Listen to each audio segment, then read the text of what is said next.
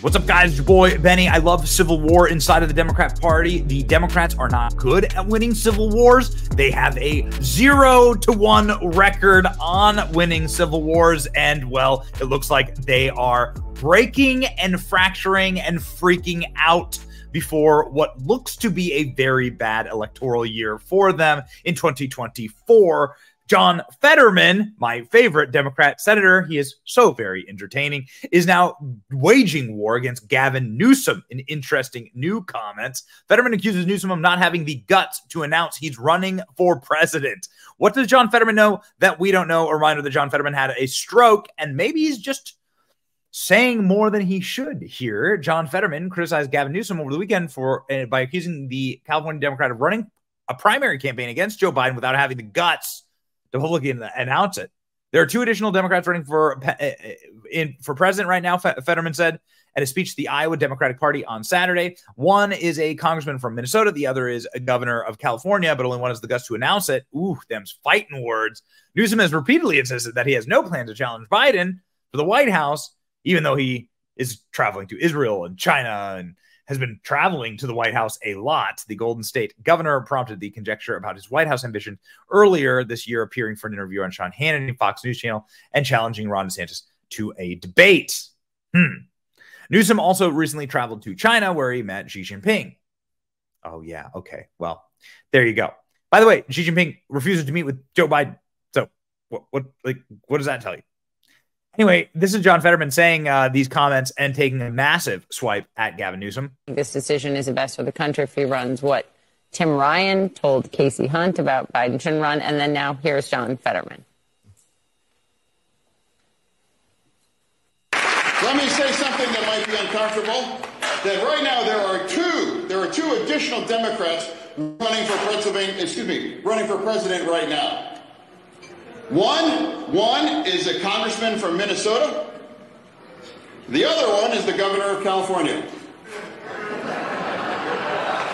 They're both running for president, but only one had the guts to announce it. Yeah, so this is John Fetterman straight up flaming Gavin Newsom, but kind of taking pot shots at his own party, not the only Democrat to effectively say that Joe Biden maybe shouldn't be running for president. David Axelrod, the architect of Barack Obama's presidency, saying, yeah, it's not wise for Joe Biden to be running. The stakes are too dramatic to ignore. He is sharing the recent polling showing that Donald Trump would romp on Joe Biden. This is the way that Axios puts it. And a New York Times poll, Trump set to romp Biden. If the election were today, Donald Trump would win well over 300 electoral votes. According to the numbers, Biden led Trump in Wisconsin, but Trump led in Pennsylvania, Arizona, Georgia, Michigan, and in Nevada. 71% said Biden was too old. 39% of those voters felt the same about Trump, but 54% of Biden voters thought he was too old. So 54% of Democrats. This shows consistently poll after poll after poll showing that Democrats do not want Joe Biden to run. And at publishing time right now, CNN just released a brand new poll saying effectively that literally nobody on earth likes Joe Biden. That astonishing number on whether or not Biden has the stamina and sharpness to serve effectively as president. Only 25% of poll respondents say that he does have the stamina. 74% say no. And I know you're a history buff like I am. And so look here on this chart of where Biden's modern day predecessors were in their approval rating at this point in their presidency. And Jake, you see Biden is down there between Donald Trump and Jimmy Carter. You may know that is down in the category of one-term presidents. He clearly wants to turn that around. Yeah, CNN up with brand new polling saying from inside of CNN that, well, Joe Biden is doomed. Trump beats Biden in hypothetical rematch, narrowly beats Biden. Oh, really? Let's check the crosstabs here. In the presidential rematch between Biden and Trump, neither candidate has much room for growth. 51% of voters nationwide said that there is no chance that they would vote for Biden. Well, yikes. Okay. Joe Biden loses to Trump 49-45. Biden's re-election chances are buffeted by deeply negative approval ratings, stagnant sense that things are going poorly in the United States, diminished support among key voter blocs, and widespread sense that he is not up for the job. Yikes. Biden's support in the polls significantly weaker now among several groups that he previously won by wide margins. One, right. Among younger voters, Biden has lost effectively all of his support. He's tied with Donald Trump among younger voters. Political independents break for Trump instead of Biden. Black voters favor Biden, but Trump has 23% of black voters. Latino voters are split 50-50. Come on, baby. Stay based. And among voters of color generally, Trump, men break for Trump. Come on. It's the boys. Boys. 49% versus 46%. For, I guess, men of color. All right, well, whatever. I don't trust the polls. Never put your faith in one poll. Look at major trend lines, and these are the trend lines that you can see here. That nobody supports Joe Biden. It's going in the country today badly. Say nearly 3/4 of respondents in this poll, 72%, things are going badly in the country today. Only 28% say they're going well. So this is why John Fetterman is taking sniping shots at Gavin Newsom. Gavin Newsom is a sleazy, slimy individual, and the powers that be are not going to allow Joe Biden, I think, to continue the race. I think things have gotten bad. They've gotten that bad. Gavin Newsom is running for president. It is a shadow campaign. John Fetterman did have a stroke. John Fetterman doesn't hold back. And so John Fetterman just straight up said it. I could not believe it when I saw that clip. I could not believe it. My jaw was on the floor.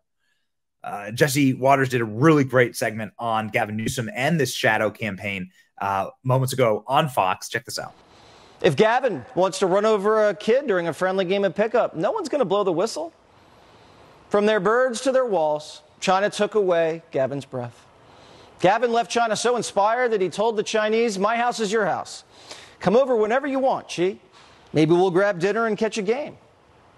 And what a great way to level set in terms of a serious meeting, a serious moment in the relationship between our respective countries, and talk about Kobe Bryant.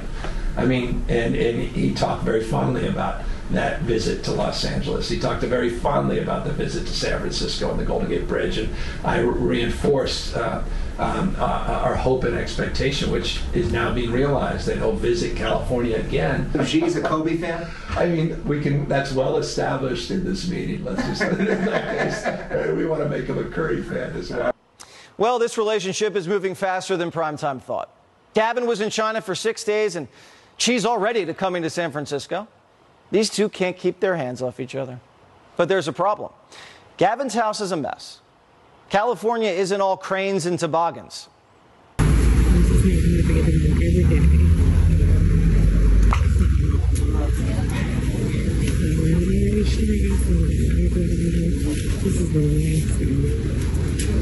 So what's Gavin going to do? Can't have the Chinese president see your place like this. Got to clean it up. It's like when you were a kid. Got to hide everything in the closet. So San Francisco is rushing to clear out their homeless camps ahead of Xi's big visit.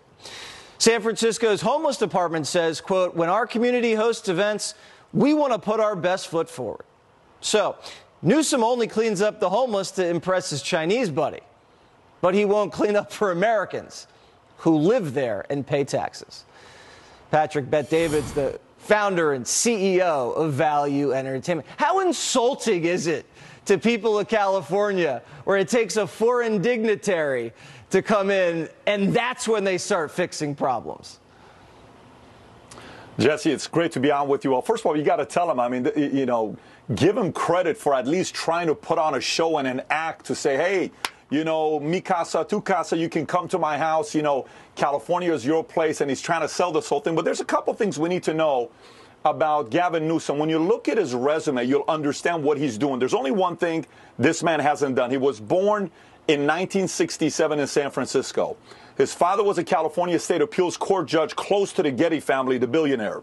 Graduates from Santa Clara, opens a winery with Getty investment money, enters politics in 1996 at San Francisco's Parking and Traffic Commission, then becomes the Board of Supervisors for San Francisco, then becomes the mayor of San Francisco in 2003, then in 2010 becomes a lieutenant governor, then in 2018 becomes the 40th governor of California. There's only one thing left for him to do, and that's presidency, and it's wide open today. There's only one person that's going to get in the way, I believe, on him becoming a president, and it's not Joe Biden. I think it's Kamala Harris. I think the only creative way they have to think about on how he can become a president is how are you going to spin the story of Kamala stepping away for a white man to become the president. It's very complicated. I bet behind closed doors, all these strategy people cannot figure out a way to make him the U.S. president. It's very hard, but they're trying to get creative. Well, that'll be a identity politics circular firing squad, which I myself will get the popcorn ready for. Patrick, if you lived in San Francisco and you had to step over drug-addicted vagrants on your way to work, as that woman was doing who was filming that zombie apocalypse video we showed you, what would you feel about the governor if he ignored you for the last 10 years and all of a sudden the Chinese leader comes by and everything gets cleaned up like that? How would you feel as a voter and a taxpayer? Well, look, the best way people can vote in business is through buying the product. You don't like Starbucks, you go to Coffee Bean. You don't like McDonald's, you'll go to In-N-Out. If you don't like California, you go to a different state. Yeah. Every year, the last 3 years, they've lost people. If you look at the net positive migration of states, 50th by negative 343. 343,000 people left California just in 2022.